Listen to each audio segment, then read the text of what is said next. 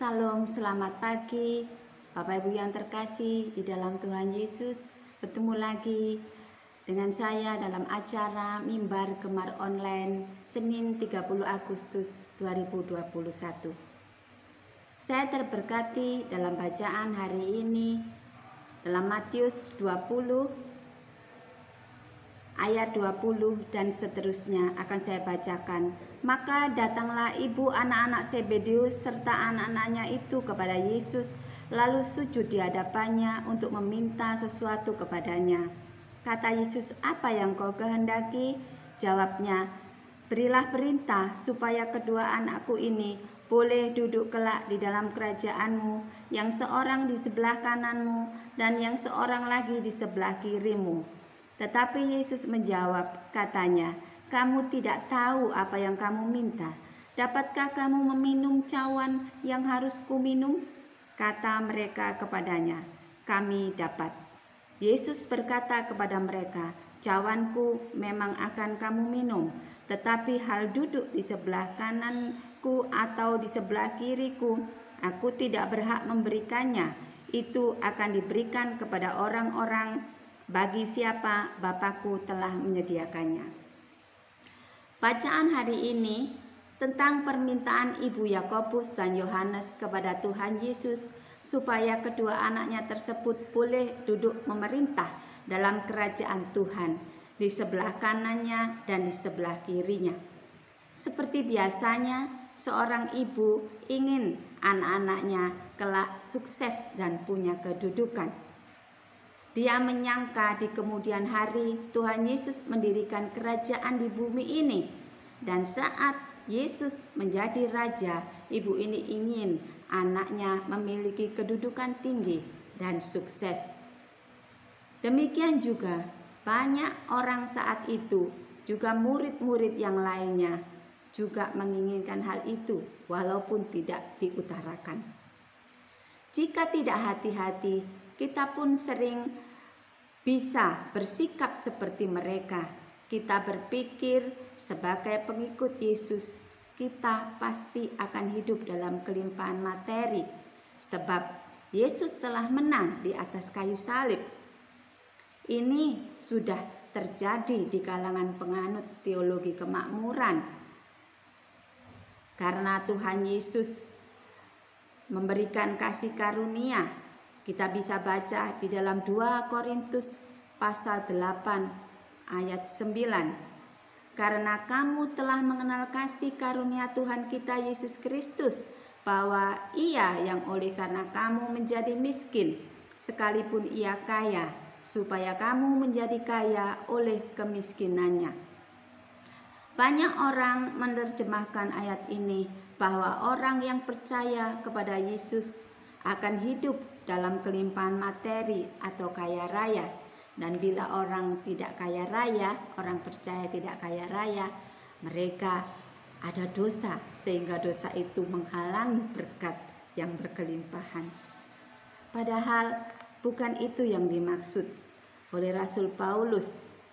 Di dalam ayat 7 dari 2 Korintus pasal 8 tertulis, "Maka sekarang sama seperti kamu kaya dalam segala sesuatu, dalam iman, dalam perkataan, dalam pengetahuan, dalam kesungguhan untuk membantu, dan dalam kasihmu terhadap kami, demikianlah juga hendaknya kamu kaya dalam pelayanan kasih." Sama sekali tidak menyinggung tentang materi, melainkan Rasul Paulus ingin supaya mereka kaya di dalam pelayanan kasih. Kita harus mengerti bahwa Yesus telah minum cawan sehingga darahnya dicurahkan untuk menebus dosa dengan mati di salib, sehingga orang percaya beroleh hidup kekal di surga. Sebab itu sudah sepatutnya kita memberikan segenap hidup kita untuk melayani Tuhan. Tuhan Yesus juga menasehati murid-muridnya agar mereka bersikap rendah hati dan mau melayani, bukan minta dilayani. Dalam Matius pasal 20 ayat 26 sampai 27, demikian bunyi firman Tuhan. Barang siapa ingin menjadi besar di antara kamu, hendaklah ia menjadi pelayanmu. Dan barang siapa ingin menjadi terkemuka di antara kamu, hendaklah ia menjadi hambamu. Sama seperti Anak Manusia datang, bukan untuk dilayani, melainkan untuk melayani, dan untuk memberikan nyawanya menjadi tebusan bagi banyak orang. Menurut Tuhan Yesus, seorang itu terkemuka atau besar atau bermartabat bukan karena jabatannya, bukan karena kedudukannya atau kekayaannya, melainkan seorang yang rendah hati mau menjadi pelayan atau hamba bagi orang lain. Orang-orang seperti inilah orang yang menyadari dirinya bukan miliknya sendiri karena sudah ditebus oleh Kristus. Dengan menyadari bahwa diri kita ini bukan milik kita lagi, maka kita akan berusaha melayani majikan atau Tuhan kita yang telah membeli dan menebus kita, yaitu Tuhan Yesus yang adalah Tuhan kita. Tuhan Yesus telah menebus kita dengan darahnya. Sebab itu kita harus mau melayani sesama kita sebagai wujud cinta dan hormat kita kepada Tuhan. Kalau Ibu Yohanes dan Yakobus menginginkan kedua anaknya sukses, mendapat jabatan dan kaya raya, itu pada mulanya. Tetapi setelah Tuhan Yesus memberi nasihat, saya yakin dan percaya tujuan hidup mereka menjadi berubah.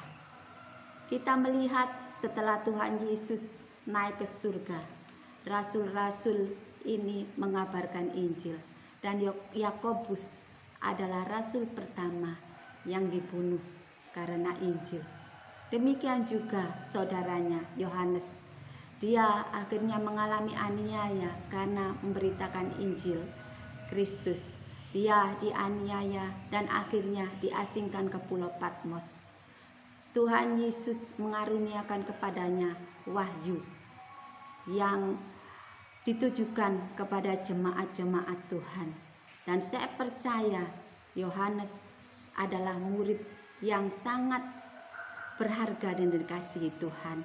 Saya percaya Yakobus dan Yohanes kelak akan turut memerintah bersama Tuhan Yesus di kerajaan Tuhan Yesus, yaitu di surga.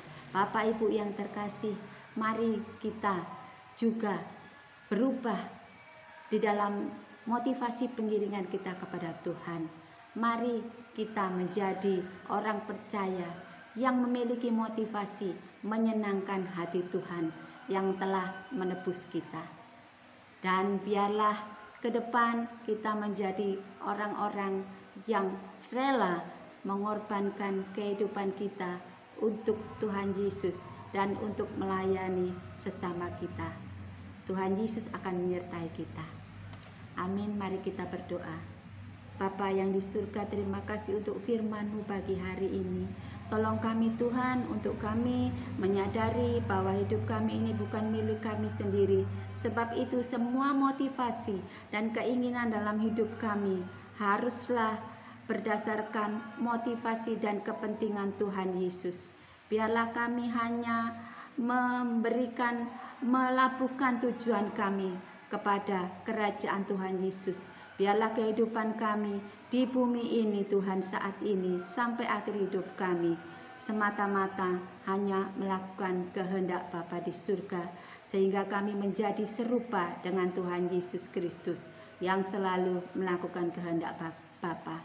Terima kasih untuk firman dan Roh Kudus yang selalu Kau curahkan bagi kami orang-orang yang percaya. Terima kasih Bapa, kami mau setia melayani Engkau sampai akhir hidup kami. Di dalam nama Tuhan Yesus kami mengucap syukur. Haleluya. Amin. Mari Bapak Ibu kita berjuang bersama-sama. Tuhan Yesus menyertai. Amin.